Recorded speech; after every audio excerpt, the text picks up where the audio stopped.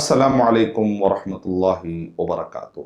अल्हम्दुलिल्लाहि रब्बिल आलमीन वस्सलातु वस्सलामु अला रसूलिहिल करीम व अला आलिहि व अस्हाबिहि अजमाइन अम्मा बाद। मैं सबसे पहले अल्लाह सुब्हानहु व तआला का शुक्र बजा लाता हूँ, बेपनाह दरूद व सलामती हो मोहम्मद मुस्तफ़ा सल्लल्लाहु अलैहि वसल्लम पर। मोहतरम नाज़रीन किराम, आज 7वां पारा आपके सामने पेश करने की मैं सआदत हासिल कर रहा हूँ। और आज जो आपने तरावी पढ़ी है उसके अंदर 7वां पारा अगर आपने पढ़ा होगा तो आइए ज़रा कुछ ओवरव्यू, कुछ तारुफ, कुछ इंट्रोडक्शन हम हासिल करने की कोशिश करेंगे। 7वां पारे को आप बेसिकली इसको दो हिस्सों में तकसीम कर सकते हैं समझने के लिए। इसका एक हिस्सा आपको मिलेगा जो सूरह मायदा का कंटिन्यूएशन होते हुए आखिरी का हिस्सा है, यानी आयत नंबर 83 से लेके आयत नंबर 120 तक, यानी 120 आयतें हैं सूरह मायदा की, 120 आयतें हैं। तो उसमें आयत नंबर 83 से लेकर 120 तक ये हिस्सा आपको 7वें पारे में मिलेगा। और सूरह अनआम की आयत नंबर 1 से लेकर आयत नंबर 110 तक तो सूरह अनाम का एक बहुत बड़ा हिस्सा मिलेगा, सूरह मायदा का एक आखिरी हिस्सा मिलेगा। ये दो हिस्सों से मिलकर 7वां पारा मुकम्मल होता है। ये 7वें पारे में ये जो पहला हिस्सा मायदा, सूरह मायदा का है, आप जानते हैं कि सूरह मायदा का ताल्लुक मदनी सूरत से है, और सूरह अनाम जो इसके बाद की सूरत, इसका ताल्लुक मक्की सूरत से है।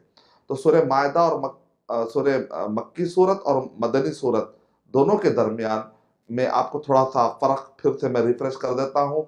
मक्की सूरत में तौहीद रिसालत आखिरत, तौहीद रिसालत आखिरत, अक़ीदे, अक़ीदे का जिक्र, बुनियादी बातों का जिक्र, कभी कभी अखलाकियात का, कभी कुछ नाप तोल की कमी पर सरजनिश, ऐसे कुछ मुआशरे के मामलतदारियों के मसाइल का जिक्र आ जाता है। लेकिन मदनी सूरत में आप देखते हैं तो इबादात के तफसीलात, नमाज के तफसीलात, रोज़े के तफसीलात, यहाँ तक के मामलात, सोसाइटी में अमन कायम करने के लिए हाकिम को जिन जिन चीज़ों की ज़रूरत होती है वो सारे तफसीली मसाइल।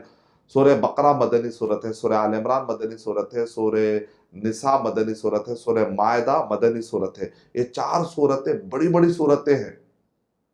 मक्की सूरतें जनरली छोटी छोटी होती है। हाँ, सूरह अनाम और सूरह आराफ के बारे में ये मक्की सूरत होने के बावजूद भी बड़ी बड़ी सूरतें हैं, दो सूरतें बड़ी सूरतें हैं। अक्सर सूरतें मक्की सूरतें छोटी होती है। ये दो सूरतों में भी बड़ी सूरत सूरह आराफ की है, जो इंशाअल्लाह हमारा आने वाला वेबिसोड रहेगा। आज का जो वेबिसोड है वो अनाम और सूरह मायदा का। तो आपको एक जनरल ओवरव्यू आपके सामने आ गया।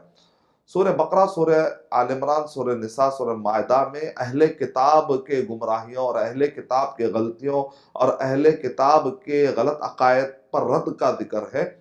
और इसी तरीके से सूरह अनआम में कुफ्फार कुरैश बिलखुसूस और उमूमी तौर पर दुनिया भर के सारे वो जो बुतों की बुत परस्ती करते हैं, बुतों की जो इबादत करते हैं, या औहाम परस्ती या अकल परस्ती या अना परस्ती या तआस्सुब या आबा व अजदाद परस्ती, अगर इन सब चीज़ों पर अगर आपको रद्द पढ़ना है तो सूरह अनआम पढ़ना चाहिए। यानी किसी ऐसे आदमी को आप इस्लाम समझा रहे हैं जो बुत परस्त से मुब्तला है, या औहाम परस्ती में, या खुराफात में, या अजीब किस्म के वो अकायद रखता है जिसके बारे में उसके पास कोई सनद नहीं है, तो सूरह अनआम का मुताला काफ़ी मुफीद रहेगा।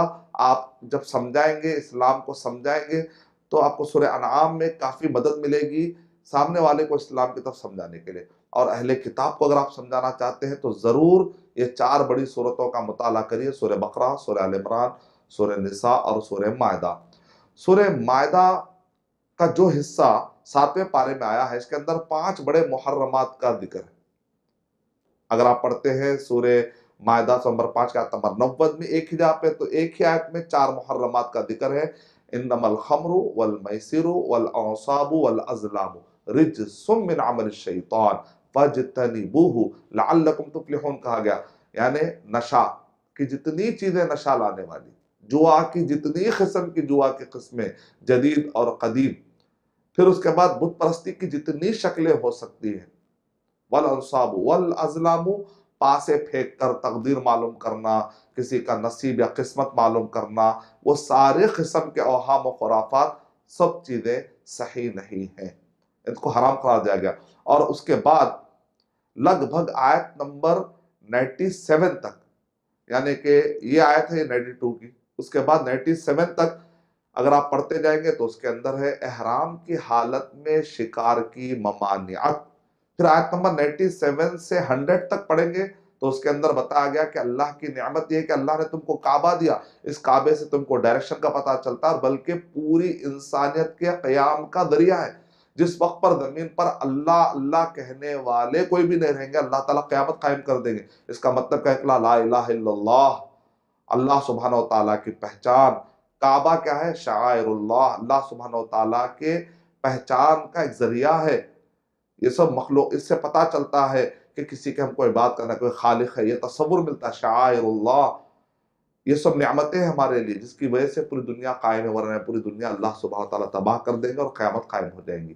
تو اس کا مطلب نکلا کہ اللہ تعالیٰ ان نعمتوں کا ذکر کر رہے ہیں۔ اس کے بعد عیسیٰ علیہ السلام، محرمات کا ذکر ہونے کے بعد عیسیٰ علیہ السلام کے بارے میں عیسائیوں نے جو غلط، میں نے آپ سے کہا تھا سورہ مائدہ کے اندر عیسائیوں پر بھی رد آئے گا، عیسائیوں کے وہ عقائد پر جو انہوں نے گھڑ لیے تھے اس پر رد کیا گیا۔ تو اس کے اندر عیسیٰ علیہ السلام قیامت کے دن بری ہو کر کہیں گے میں نے ان سے نہیں کہا تھا عبادت کرنے کے لیے۔ یہاں تک کہ ان کے والدہ بھی، جن کو بعض لوگوں نے خدا کا درجہ دیا ہے، اس پر بھی رد کیا گیا ہے۔ اور عیسائیوں نے جو تکبر میں آ کر اللہ سبحانہ و تعالیٰ کے ساتھ خود عیسیٰ علیہ السلام کو ابن اللہ کہہ کر شریک کر دیا تھا، ان سب پر رد ہوتا ہے، اور اس طریقے سے سورہ مائدہ کا اختتام ہوتا ہے۔ اور ناظرین یاد رکھیے آپ، سورہ مائدہ میں محرمات کا ذکر آیا تو صرف اتنے محرمات کا ذکر، اتنے محرمات یعنی حرام کردہ چیزوں کا تھے، 5 کا ذکر نہیں آیا۔ آپ اس کا اور حصہ جو پڑھیں گے جو 6ویں پارے میں پایا جاتا ہے تو وہاں پر آپ کو مزید ملے گا دہشت گردی پر رد۔ دہشت گردی حرام، سورہ مائدہ نمبر 5 کے آیت نمبر 32، پھر آیت نمبر 33-34 پڑھتے ہیں تو اس میں ہے کہ بغاوت سے خون خرابہ کرتے ہوئے جو فساد قائم کرتے ہیں ان کے تفصیلات ہے، اور کہا کہ وہ بھی حرام ہے کیونکہ اس سے خون خرابہ ہوتا ہے۔ پھر اسی طریقے سے چوری کو حرام قرار دیا گیا۔ یہ سارے مسائل آپ کو ملیں گے۔ سورہ مائدہ نمبر 5 کی آیت نمبر 92، یعنی 7واں پارہ شروع ہوتے ہی 2 چیزوں کا ذکر ہے۔ جیسے 7واں پارہ شروع ہوا 2 چیزوں کا ذکر کرنے کا، 5 حرام کردہ چیزوں کا ذکر ہوا۔ وہ 2 چیزیں کیا ہے کہ نصارہ میں بھی کچھ اچھے لوگ ہوتے ہیں، ان کا ذکر ہوا۔ وَإِذَا سَمِعُوا، پارہ تھا شروع ہوتا ہے، وَإِذَا سَمِعُوا، یہ 7واں پارہ شروع ہوتا ہے، مَا أُنزِلَ إِلَى الرَّسُولِ تَرَى أَعْيُنَهُمْ تَفِيضُ مِنَ الدَّمْعِ يَقُولُونَ رَبَّنَا آمَنَّا فَاكْتُبْنَا مَعَ الشَّاهِدِينَ، کہ کچھ ایسے نیک ہے اللہ تعالیٰ ذکر کر رہے ہیں، وہ رہبان جو آیت نمبر 82 میں ہے، قسیسین، اور وہ رہبان، وہ رہبانیین، کچھ اچھے لوگ بھی ہیں۔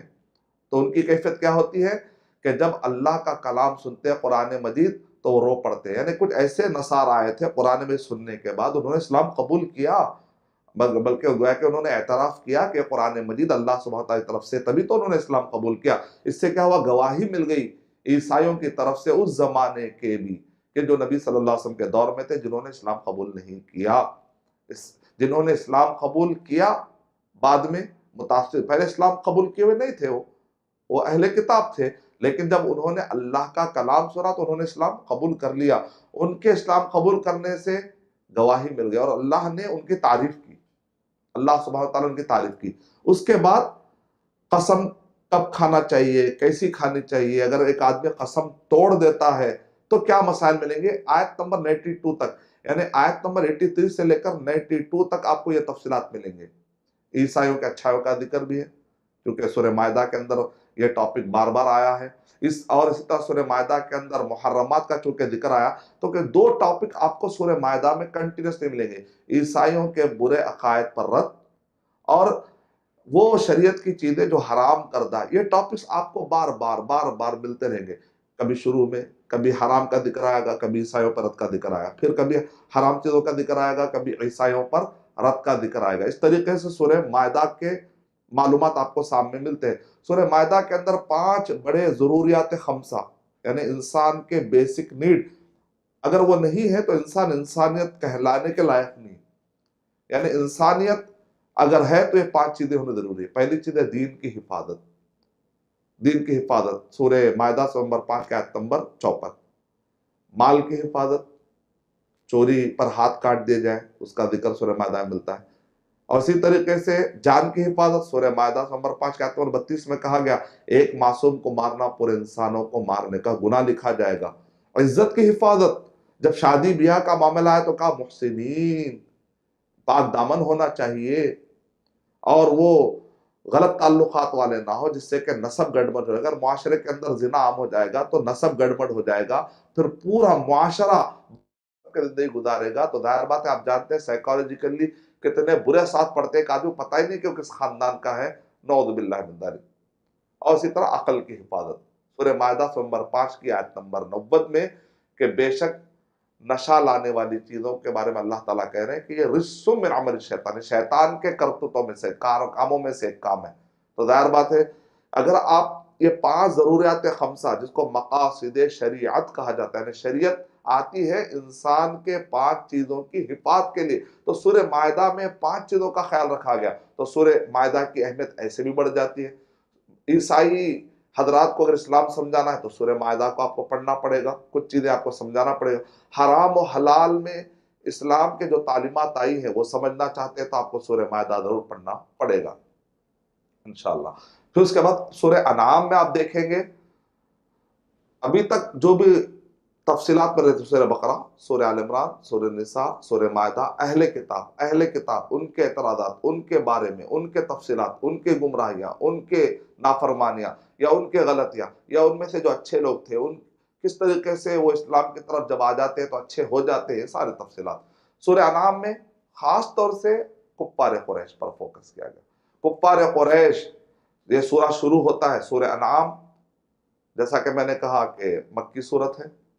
اور سورہ انعام میں شروع میں اللہ سبحانہ و تعالیٰ کی قدرت، کیوں جو لوگ شرک کرتے ہیں دراصل شرک کب کرتے ہیں؟ جب ان کو اللہ کا تعارف نہیں ہوتا ہے. اگر اللہ کا تعارف اچھا رہے گا، اللہ کے ناموں کا، اللہ کے صفتوں کا، اللہ کے کاموں کا، اللہ کی عظمت کا، تو ایک آدمی اللہ کے ساتھ کسی کو شریک کیسے کرے گا؟ ایک پاورفل ملنے کے بعد کمزور کو شریک کیسے کرے گا؟ بے عقلی بات ہے نا. جب اللہ کا تعارف، اللہ کا پاور کا تعارف، عظمت کا تعارف ہو جائے گا تو دنیا کی ساری چیزیں معمولی نظر آئے گی. تو ایک آدمی پاورفل ملنے کا معمولی کی تلاش میں تھوڑی رہے گا. تو شرک جو کرتا ہے دراصل وہ یا نامعلوم اللہ کا صحیح تعارف نہیں ہونے کی وجہ سے ہوتا ہے. نتیجے میں جب پتہ چل جاتا اللہ کا تعارف ہوتا ہے تو پتہ چلتا ہے بڑا بے عقلی کا کام میں نے کیا، بڑا بیوقوفی کا کام میں نے کیا. یہ کلیئرٹی آ جاتی ہے سورہ انعام پڑھنے کے بعد. سورہ انعام میں شروع میں یہ بتایا گیا. پھر اس کے بعد آپ آیت نمبر 4، 5، 6، 7، 8 لگ بھگ اگر آپ 12 تک پڑھتے جائیں گے، بلکہ 20 تک بھی، آیت نمبر 4 سے لے کر 20 تک سورہ انعام کی، کفار قریش نے الگ الگ طریقے سے نبی صلی اللہ علیہ وسلم پر جو وحی اتری تھی اس کو نہ ماننے کے انہوں نے ہیلے بنائے تھے. کبھی سدود و اعراض، کبھی رکاوٹ ڈالتے، کبھی نیگلیکٹ کرتے، باتوں کو سنتے نہیں نبی اکرم صلی اللہ علیہ وسلم کی. کبھی تعنت، عجیب عجیب سوالات کھڑا کرتے. ٹھیک ہے قرآن اترتا ہو دکھنا چاہیے، ہمارے حواس خمسہ سے ہم چھو کر دیکھیں یا دیکھیں. آپ آ کر کہہ رہے ہیں کہ وہی اتری ہے، ہم کیسے مان لیں؟ دیکھا آپ نے نبی اکرم صلی اللہ علیہ وسلم پر عجیب طرح کے اعتراضات. تو اس کے بعد آیت نمبر 20 سے لے کر تسلسل شروع ہو رہا ہے، مسلسل آیتیں دیکھیں. اس کے بعد اللہ سبحانہ و تعالیٰ اپنے ربانیت کا ذکر کر رہے ہیں اور قدرت کا ذکر کر رہے ہیں، عظمتوں کا ذکر کر رہے ہیں. کیوں اے کفار قریش تم انکار کر رہے ہو؟ تم کو پتا نہیں تم کیا کر رہے ہو؟ کیسے رب کی باتوں کا تم انکار کر رہے ہو؟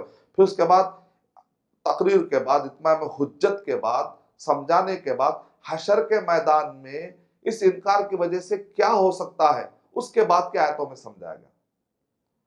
پھر اس کے بعد محمد صلی اللہ علیہ وسلم کو تسلی دی جا رہی ہے کہ اللہ کے نبی صلی اللہ علیہ وسلم لا یکذبونک ولکن الظالمین بآیات اللہ یجحدون. اے اللہ کے نبی آپ غم میں مت آئیے، یہ اگر انکار کرتے ہیں تو ان کے اپنے کمزوری کی وجہ سے انکار ہو رہا ہے. آپ کے اندر کوئی کمی نہیں اللہ کے نبی، اور آپ کا دراصل انکار نہیں کر رہے، دراصل اللہ سبحانہ وتعالیٰ کے آیتوں کا انکار کر رہے ہیں. کیونکہ آپ کا جب انکار کریں گے تو بائی ڈیفالٹ وہ قرآن کا انکار کریں گے. اور دراصل ان کو اللہ سبحانہ تعالیٰ کی طرف سے یہ اترا یا نہیں اترا اس بارے میں ان کو شک ہو رہا ہے، کیونکہ ان کی عادت پڑی ہوئی ہے، کیونکہ ان کو بت پرستی سے اتنا لگا ہو گیا ہے کہ ان کے پاس یہ ٹائم نہیں ہے کہ ان کا حقیقی خالق کون ہے اور حقیقی خالق چاہتا کیا ہے، اس بارے میں سوال اٹھتا نہیں ان کے دماغوں میں۔ تو سورہ انعام میں آپ غور کریں گے کہ مشرکین کفار قریش جو نبی صلی اللہ علیہ وسلم کے زمانے میں تھے، کبھی ان کو اللہ سبحانہ و تعالیٰ کی وحدانیت اور کائنات میں جو نعمتیں اور جو نشانیاں ہیں ویسے سمجھانے کی کوشش کی گئی، کبھی ان کو حشر کے میدان میں نافرمانی کی وجہ سے کیا کیا ہو سکتا ہے ان سب چیزوں کا ذکر کرتے ہوئے کبھی سمجھانے کی کوشش کی گئی۔ محمد صلی اللہ علیہ وسلم کو ساتھ ساتھ میں تسلی بھی دی جا رہی ہے، اے اللہ کے نبی صلی اللہ علیہ وسلم آپ غم میں مت آئیے، ان کے انکار کی وجہ سے ایک طرف تسلی کا سامان بھی جاری ہے۔ اور چونکہ کفار قریش ابراہیم علیہ السلام کا نام بہت لیا کرتے تھے اور اپنا تعلق ابراہیم علیہ السلام سے بتانے کی کوشش کرتے تھے، اور کعبے کے اندر بہت سارے وہ مراسم بجا لاتے تھے اور کہتے تھے ابراہیم علیہ السلام سے ہمارا تعلق ہے، ابراہیم علیہ السلام سے ہمارا تعلق ہے، کعبے کی بنیاد سے ان کا تعلق ہے۔ تو اللہ سبحانہ و تعالیٰ نے ابراہیم علیہ السلام کا اچھے طریقے سے یہاں پر ایسے انداز میں ذکر کیا ہے، اگر کوئی شخص اللہ کو چھوڑ کر کسی کی بھی پوجا کر رہا ہو، عبادت کر رہا ہو، اگر ایک مرتبہ تدبر کرے گا تو بہت آسانی کے ساتھ ابراہیم علیہ السلام نے شرک کے راستے پر جانے والوں کو تنبیہ کر دی ہے اور توحید کے راستے پر واپس لانے کے لیے بہت ہی لاجیکل ایک ڈیبیٹ کیا انہوں نے، جیسے کہتے ہیں for the sake of argument, for the sake of argument, چلو اگر مان بھی لوں تو پھر بتاؤ تو صحیح یہ کیا ہے، یہ کیا ہے، یہ والا جو انداز ہوتا ہے جو کہ ڈیبیٹ کی بہت اعلیٰ قسم ہوتی ہے کہ سامنے والے کو کوئی راستہ چھوڑتا ہی نہیں ہے، ایک آدمی یہاں تک کہ اس کو جیسے کہتے ہیں کہ کوئلہ ٹھنڈا ہو جانا، افہام، گویا کہ پورے طرح سے ٹھنڈا کر دینا سامنے والے کو، کوئی بولنے کا موقع نہیں، جس کو کہتے ہیں اسکات، آدمی خاموش بھی ہو جائے، کیسا خاموش، زبردستی والا خاموش نہیں، دل سے مطمئن بھی ہو جائے، اس ٹائپ والا جو ڈیبیٹ ہوتا ہے جس کو کہتے ہیں ڈیبیٹ کی کامل کامیابی والی شکل۔ آئیے دیکھتے ہیں، پڑھیے آپ سورہ مائدہ کے بعد سورہ انعام، سورہ انعام کی آیت نمبر 74 سے لے کر 90 تک، یعنی لگ بھگ 16 آیتیں ابراہیم علیہ السلام کے ڈیبیٹ میں۔ ابراہیم علیہ السلام کی زندگی میں ایک پہلو تو وہ ہے جو آپ میں تھے، جو آپ کو دوسری صورتوں میں ملے گا کہ جہاں پر ابراہیم علیہ السلام بت پرستوں کو سمجھا رہے ہیں، لیکن یہاں پر تارا پرست، چاند پرست، سورج پرست، کائنات کے جو نشانیاں جو نظر آ رہے ہیں ان کی جو پوجا شروع کر دیے تھے ان کو کیسے سمجھا رہے ہیں۔ یہ ہے بابل میں، آپ جانتے ہیں بیبیلونین کلچر دنیا پہ بہت اثر انداز ہوا، یہاں تک کہ ایک زمانے میں یہودیوں کو لا کر یہاں پر بسا گیا تھا، جاتے آتے یہاں سے جادوگری لے کر گئے۔ زوراسٹر ایک بڑا جادوگر تھا، پارسی ازم، صابین جن کو ہم کہتے ہیں، فارس کے رہنے والے، ان کے درمیان لا کر جادو کو پھینکنے والا، جادو کو عام کرنے والا یہی وہ شخص ہے۔ انڈو یورپین جہاں سے ہندوستان میں پائے جانے والے ہندوؤں کی ایک بہت بڑی تاریخ جا کر پہنچتے آخری میں انڈو یورپین، یہ بھی جب آئے تھے تو ان کے بارے میں آتا ہے کہ بیبیلونین یعنی بابل سے ہوتے ہوئے آئے، تو کئی قوم، اور بعد میں یہی یہودیوں کا سلسلہ چلتے چلتے پھر عیسیٰ علیہ السلام آئے بنی اسرائیل میں، پھر بعد میں عیسیٰ علیہ السلام کے جانے کا پھر ان جادوگروں کا پھر سے غلبہ ہو گیا عیسائیوں میں جادوگری آ گئی، یہودیوں میں جادوگری آ گئی، زوراسترانزم میں جادوگری آ گئی، یعنی پارسی ازم اس میں جادوگری آ گئی، یہاں تک کہ ہندوازم میں ایسٹرالوجی، چاند تاروں کو دیکھ کر بتانا تو ایک بہت بڑا علم اور ایک فن سمجھاتا ہے، نعوذ باللہ۔ ابراہیم علیہ السلام نے بہت پہلے کنڈم کر دیا تھا، کہا کہ پوری کائنات چلانے والے چاند تارے سورج نہیں ہے، اللہ ہے جو ان سب کا پیدا کرنے والا ہے۔ اسی پر غور کریں تو دنیا بھر کے سارے اوہام اور خرافات ختم ہو جائیں گے۔ کتنے پیارے انداز سے ابراہیم علیہ السلام نے ختم کیا، دیکھیے، چلو مان لو کہ اگر چاند میرا رب ہے، چلو مان لو کہ تارا اگر میرا رب ہے، چلو مان لو کہ سورج اگر میرا رب ہے، بتاؤ تو صحیح کہ پھر یہ آخر غروب کیوں ہو رہے ہیں، یہ کمزور کیوں پڑ رہے ہیں، ان کی روشنی کم کیوں ہو رہی ہے، یہ ڈکلائن کیوں ہو جا رہے ہیں، اچانک ان کی قوت کون ختم کر رہا ہے، سلب کر رہا ہے، کون ان کو لاتا ہے، کون ان کو لے جا رہا ہے، ذرا اس پر بھی تو غور کرو۔ اور کہا کہ انی وجہت وجہی للذی فطر السماوات والارض حنیفا وما انا من المشرکین، کہا کہ میں ان سب کے پیدا کرنے والے اللہ سبحانہ و تعالیٰ کی طرف اس خالق کی طرف ایک سو ہو کر میں پلٹتا ہوں، یہ مخلوقات کو میں خدا نہیں سمجھ سکتا۔ بہت آسان لاجک ہے۔ اگر سورہ جاثیات نمبر 45 کے آیت نمبر 13، 14، 15، 13 پڑھنے سے پتا چلے وَسَخَّرَ لَكُم مَا فِي السَّمَاوَاتِ وَمَا فِي الْأَرْضِ جَمِيعًا مِّنْهُ، اس ٹائپ کی عبارتیں قرآن مجید میں جگہ جگہ آپ کو ملیں گی کہ اللہ تعالیٰ کہہ رہے ہیں کہ آسمان اور زمین میں جو کچھ بھی ہے سب کو ہم نے تمہارے لیے مسخر کر دیا۔ یعنی قرآن مجید کا پڑھنے والا یہ تصور لے کر باہر نکلے گا کہ پوری کائنات نوکر ہے، نوکر، یعنی کہ ہمارے لیے مسخر کر دیا گیا۔ اور بندہ یہ سمجھ رہا ہے پہاڑ سے متاثر ہو گیا، ہمالیہ سے پوجا شروع کر دیا، سورج سے متاثر ہو گیا پوجا شروع کر دیا، دھرتی پر کسی چیز سے متاثر ہو گیا شروع کر دیا پوجا، نقصان پہنچانے والی چیز، فائدہ پہنچانے والی چیز کی پوجا شروع کر دیا۔ اس کا مطلب نکلا کہ اے بندے، اے انسان، تو نے اپنی حقیقت کو نہیں سمجھا، تو وہ ہے، تجھے اشرف المخلوقات کہا گیا، قرآن مجید میں خیر امت کہا گیا، تکریم بھی اللہ تعالیٰ کی طرف سے، یہاں تک کہ جنوں اور فرشتوں کو کہا گیا کہ وہ آدم علیہ السلام کو سجدہ کرے۔ کتنا انسان کو درجہ ملتا ہے۔ قرآن کا پڑھنے والا تصور لے کر نکلتا ہے کہ پوری کائنات اللہ سبحانہ و تعالیٰ نے انسان کی خدمت کے لیے پیدا کر دیے اور ہم سب کو ایک اللہ کی عبادت کے لیے۔ یہ تصور ابراہیم علیہ السلام کے اس ڈیبیٹ میں بھی بہت ہی واضح اور کلیئر آپ کو نظر آئے گا۔ تو گویا کہ کفار قریش کو بھی سمجھا جا رہا ہے خاص طور پر، اور عام طور پر دنیا کے وہ سارے لوگ جو شرک کے راستے پر جا رہے ہیں ان کو بھی بتایا جا رہا ہے تم جس کو بھی شریک کر رہے ہو نا، یہ بیوقوفی والا سودا کر رہے ہیں۔ وہ کیسے؟ تم کو جب اللہ کا صحیح تعارف ہوگا تو پتا چلے گا کہ اللہ بہت پاورفل ہے، اللہ کے جیسا پاورفل کوئی نہیں ہے، اللہ کے جیسی طاقت والا کوئی نہیں ہے۔ تو پھر کتنی بیوقوفی والی بات ہے کہ تم ایک پاورفل کو رکھتے ہوئے ایک کمزور کو لا کر شریک کر رہے۔ ضرورت کیا ہے اس کمزور کی طرف جانے کی جب آپ کے پاس پاورفل ایک ہستی اللہ سبحانہ و تعالیٰ سے آپ کا تعلق موجود ہے؟ تو پھر کہیں اور جانے کی ضرورت نہیں۔ اس کا مطلب نکلا کہ تم نے اللہ کا صحیح تعارف نہیں سمجھا۔ یہ سارے دنیا کے شرک کرنے والوں کے لیے ایک کھلا کھلا پیغام ہے۔ میں اللہ سبحانہ و تعالیٰ سے دعا کرتا ہوں کہ آگے کی جو آیتیں اس پر بھی اگر غور کریں تو ہمارے لیے سبق ملیں گے۔ آیت نمبر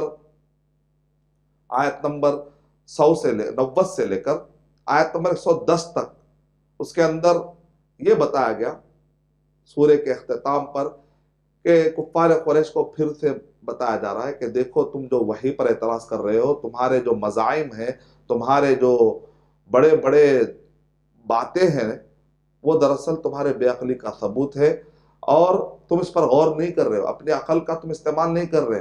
اور آگے کہا گیا دیکھو اے اللہ کے نبی صلی اللہ علیہ وسلم، اے صحابہ کرام، جب تم ان کفار قریش کو سمجھاؤ تو گالی گلوج مت کیا کرو۔ وَلَا تَسُبُّوا الَّذِينَ يَدْعُونَ مِن دُونِ اللَّهِ فَيَسُبُّوا اللَّهَ عَدْوًا بِغَيْرِ علم، کہ جب جن لوگوں کو تم اسلام کی طرف بلا رہے ہو اور یہ لوگ کیا کر رہے ہیں، اللہ کو چھوڑ کر کسی اور کی پوجا کر رہے ہیں، تو تم ان باطل خداؤں کو بھی گالی مت دو، کیونکہ جہالت میں آ کر پھر وہ تمہارے خدا نے اللہ سبحانہ و تعالیٰ کو گالی دیں گے۔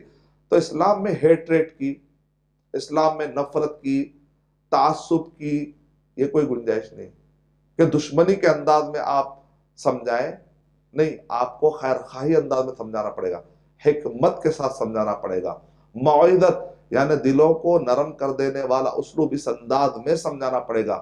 گالی گلوچ کے ذریعے سے ہم نہیں سمجھا سکتے۔ یہاں تک کہ اگر بحث کرنے کی بھی بات آ جائے، وَجَادِلْهُمْ بِالَّتِي هِيَ أَحْسَنُ، سورہ نحل نمبر 16 کے آیت 125 میں کیسے کرنا وہ بتایا گیا ہے، اور سورہ انعام سورہ نمبر 6 کی آیت نمبر 108 میں کیسا نہیں کرنا ہے وہ بتایا گیا۔ میں اللہ تعالیٰ سے دعا کرتا ہوں کہ اللہ سبحانہ و تعالیٰ مجھے اور آپ سب کو 7ویں پارے پر تدبر کرتے ہوئے ہر روز جو بھی ہم تراویح پڑھ رہے ہیں اس کو سمجھتے ہوئے آگے بڑھنے کی توفیق عطا فرمائے۔